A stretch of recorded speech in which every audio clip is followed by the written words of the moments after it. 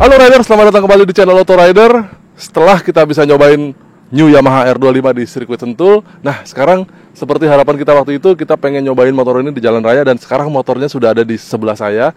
Ini adalah motor sport terbaru dari Yamaha. Harganya 58,6 juta rupiah di Jakarta dan sekitarnya. Jadi kita akan cobain aja langsung, karena motornya sudah ada di sini. Kita akan keliling-keliling sekitar ibu kota buat bisa merasakan langsung impresi apa sih yang baru dari new Yamaha R25 ini. Kita bisa tahu fairing depannya baru, berikut lampunya. Juga Sobat Rider depan sekarang upside down. Kita akan cobain seperti apa kalau buat harian. Kalau buat di sirkuit dan detail mengenai motor ini Anda bisa lihat videonya di atas. Kita sudah buatkan videonya. Lalu kita akan cobain juga speedometer baru. Kita akan cobain juga seperti apa rasanya motor ini dengan stang jepitnya. Kita akan coba keliling-keliling. Yuk, kita keliling-keliling yuk.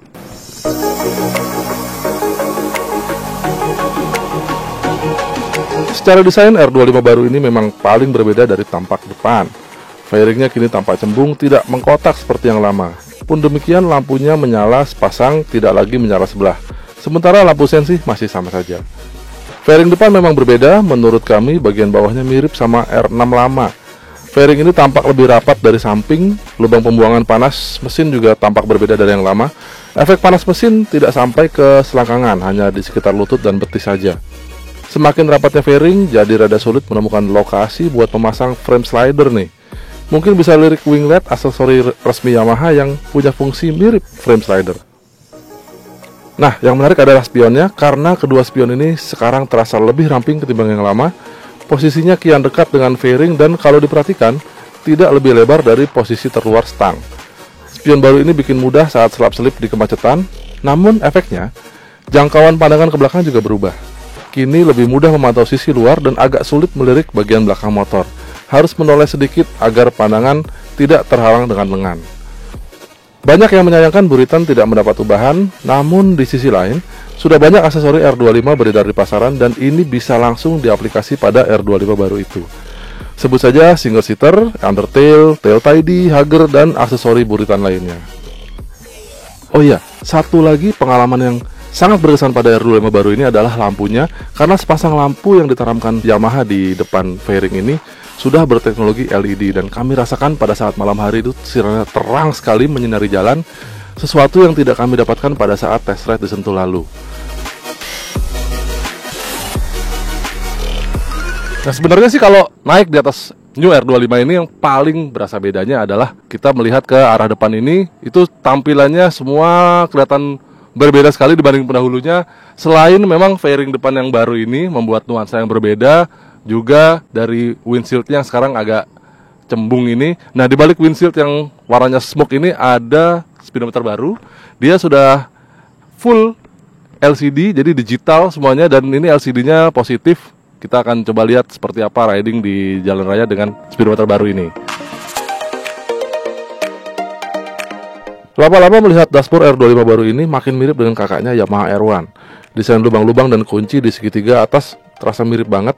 Begitu juga dengan speedometer digital yang kini berbentuk kotak.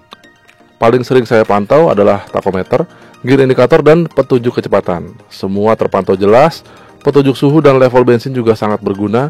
Sedangkan tombol-tombol di stang terasa sangat ringan, seperti tombol sen dan beam. Lucunya tombol klakson sekarang ada di sebelah kanan saklar sen.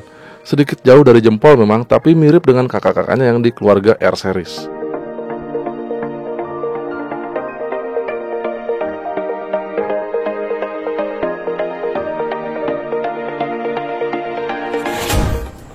Kita bisa menyetel shift light di speedometer ini, caranya mirip sama R15. Jadi sebelum kunci kontak dihidupkan, Anda menekan tombol select ini dan tahan agak lama sehingga layarnya blank seperti ini dan kelihatan lampu shift light-nya berkedip seperti ini. Anda bisa mengganti pola kedipannya dengan tombol reset di sebelahnya. Ini menjadi menyala terus dan ini dia berkedip cepat, lalu berkedip agak lambat. Jadi ada 3 setelan. Kalau kita pindah ke menu berikutnya di tombol select ini, kita bisa mengeset di RPM berapa shift light akan hidup. Coba kita lihat, paling rendah dia ada di 7000 rpm. Jadi 7000 rpm Anda bisa menyalakan shift light dan Anda bisa menaikkan RPM-nya sesuai dengan yang Anda suka, itu sekitar 500 RPM kenaikannya, sampai di tentunya red line. Misalnya kita pasang di 14.000 RPM atau 15.000 RPM sekalipun itu bisa. Dan berikutnya adalah menu dari terang gelapnya si lampu C-Flight itu. Ini ada 6 setelan, ini yang paling redup, dan kedua paling redup, ketiga, keempat, kelima, dan ini yang paling terang. Lalu Anda juga bisa menyetel jam di sini dengan cara memencet kedua tombol select dan reset ini berbarengan, maka angka jamnya akan berkedip, Anda bisa ganti, berikutnya angka menit, dan selesai. Lalu berikutnya Anda juga bisa mengeset kecepatan di sini. Kalau kita lihat, Anda perhatikan nggak tadi, ini ternyata satuannya mile per hour. Jadi odometernya juga dalam satuan mile. Kita bisa ubah menjadi kilometer. Pencet tombol select yang lama pada posisi odometer dan akan berubah satuannya menjadi kilometer per jam dan jaraknya menjadi kilometer.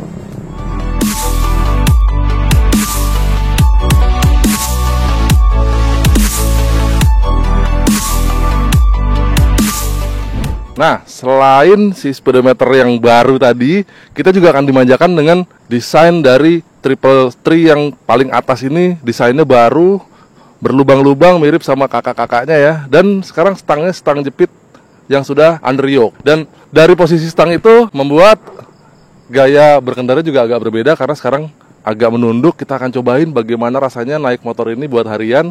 Karena kalau sebelumnya kan R25 terkenal dengan posisi stang yang agak tinggi, sehingga posisi ridingnya pun agak tegak. Nah, sekarang ini agak menunduk nih. Dipadu dengan shock breaker yang baru ini, pasti gayanya lebih racing. Apalagi di bawah sini, dia agak naik sekarang.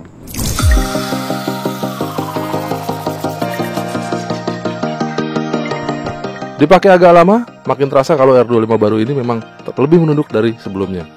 Stang under yoke dengan moncong turun 1 cm memang bikin gayanya lebih racing. Agak sedikit lebih menunduk dibanding all new Kawasaki Ninja 250, tapi memang tidak racing banget seperti CBR 250 RR. Membawa R25 baru ini memang tidak bisa santai. Tangan harus menekuk saat memegang stang dan dapat porsi tambahan untuk menahan badan. Untungnya buat harian masih moderat, tidak menunduk banget seperti R15 juga. Tangki barunya juga lebih enak dijepit, namun tetap lebar di bagian depannya, sehingga pemandangan shock breaker upside down juga fairing dan windshield baru ini membuat rasanya seperti naik moge. Buat riding harian dengan jarak tempuh sekitar 25 km masih terasa enak, namun begitu menggendong backpack yang agak berat memang cukup menguras tenaga, terutama di pergelangan tangan. Oh iya, impresi duduk di jok pengendara dan boncengan pun tidak ada bedanya, jadi rasanya ya sama saja dengan yang lama.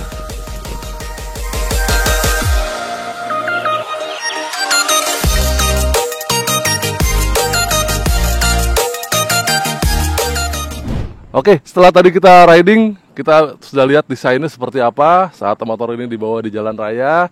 Saya yang naik, dan yang paling kelihatan bedanya selain fairing ini adalah dari depan motor ini mencolok sekali, warnanya emas.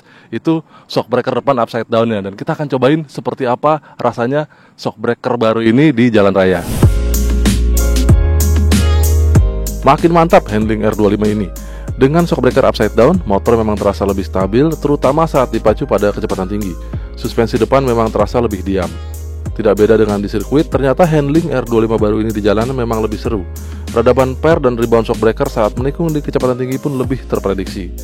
Pastinya lebih pede buat beraksi melahap tikungan. Untungnya radius putar tidak jauh beda rasanya. Masih enak buat meliuk-liuk di kemacetan. Karakter suspensi depan pada kecepatan rendah pun maupun saat terkena lubang masih cukup mantap. Memang terasa sedikit lebih keras dari yang lama, namun tetap enak buat riding harian. Sementara performa masih sama dengan yang lama karena Yamaha menyebutkan tidak ada perubahan dari mesin ini. Tenaganya memang tidak paling tinggi dari semua motor di kelas 250 cc, 35,5 daya kuda yang kami catat, dan kita akan coba rasakan impresi mesin 2 silinder segaris ini di jalan raya di ibu kota.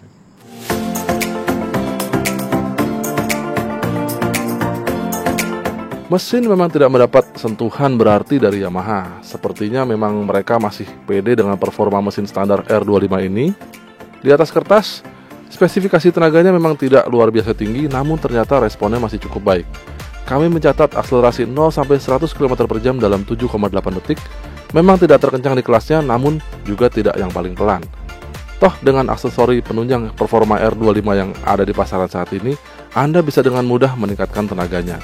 Sementara itu, konsumsi bahan bakar kami catat 24,5 km per liter dengan bahan bakar beroktan 92.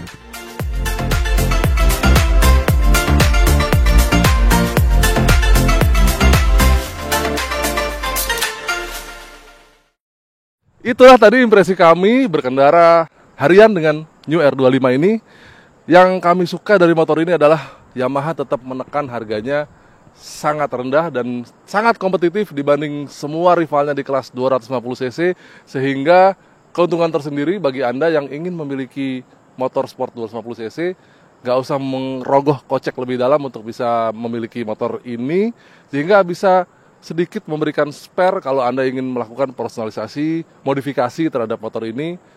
Yang kami suka berikutnya adalah mungkin lampu depannya semua sudah kelihatan jauh lebih modern, dan riding position sekarang lebih racy. Walaupun ya menurut kami sayangnya Yamaha tidak memberikan sentuhan sama sekali ke bodi belakang sehingga bentuknya sama persis dengan yang lama. Jadi kalau Anda melihat motor ini dari belakang, nggak kelihatan yang lama apa yang baru ya. Begitu agak maju sedikit baru kelihatan, oh fairingnya berbeda, sehingga baru kelihatan, ya Anda naik R25 baru. Dan itu tadi videonya, Anda sudah sampai di ujung video ini. Terima kasih yang sudah menonton sampai habis, dan terima kasih yang sudah like video ini.